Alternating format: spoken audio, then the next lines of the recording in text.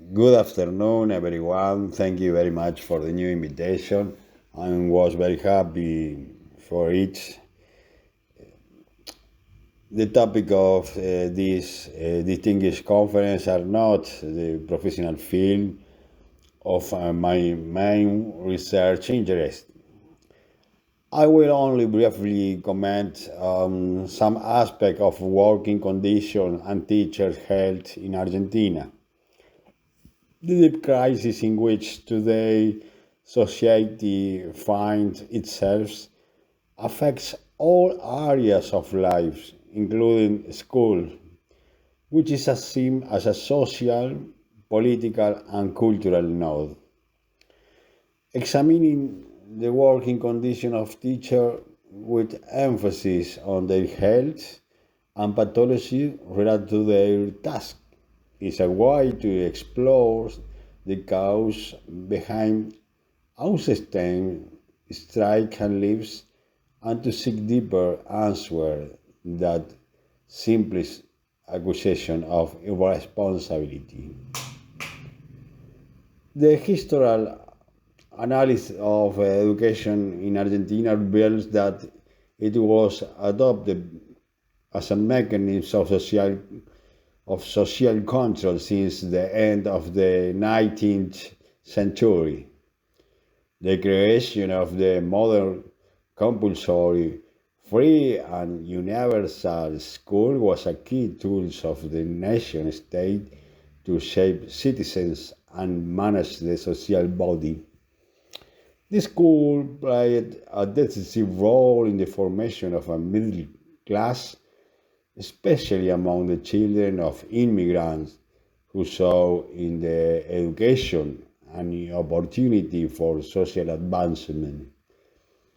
However, those who did not fit into the school logic were marginal, exposing the limitation of the educational system in terms of inclusion.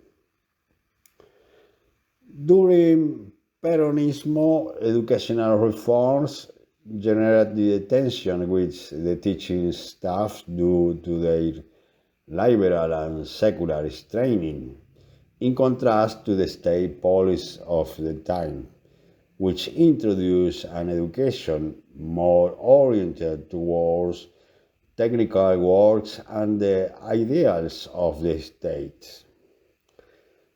Later, the developmentalist policy of President Frondizi strongly influenced the vision of education as an economic investment focused on efficiency and technical development, especially at the secondary school level.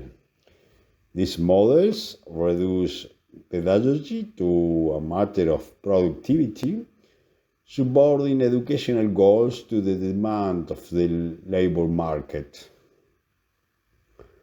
But in the second half of the 20th century, educational policies were shaped by the country's political conflicts, with neoliberalism being a dominant current since the 1980s.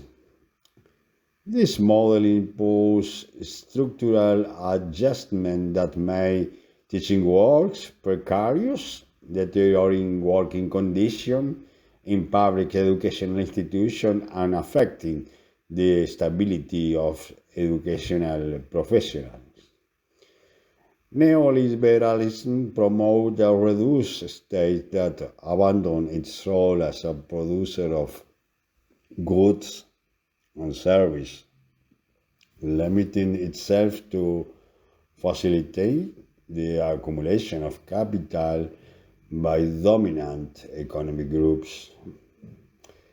During the government of Menem and de la Rua, the two Argentine presidents, neoliberal policy deepened the commodification of social life, restricting and deteriorating basic services such as education and health.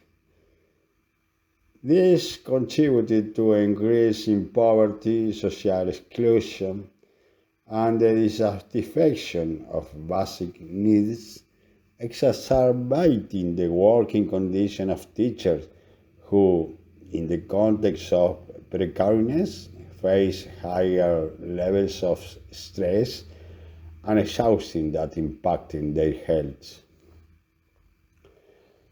The most common pathology among teachers related to the working condition must be carried out without adopting a clinical or exhaustive quantitative approach. Research conducted in the Argentina context suggests that teacher health problems are not a question of lack of committing or irresponsibility, but rather a response to an increase in demanding and unregular work environment marked by job insecurity, work overload, and lack of institutional support. The working conditions of teachers today are strongly influenced by historical and economic policies, particularly neoliberal ones, which have undermined the foundation of a stable and healthy educational systems.